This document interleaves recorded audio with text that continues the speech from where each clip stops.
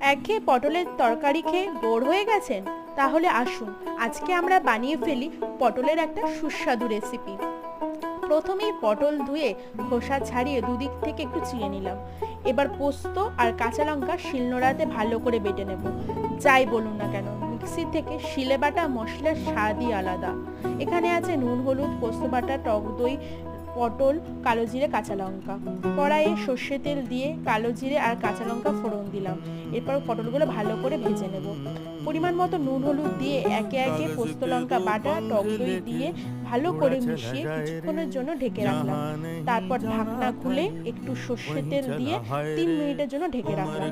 3 minute পর কাঁচা লঙ্কা আর চিনি মিশিয়ে নেড়ে নিলেই ব্যাস তৈরি।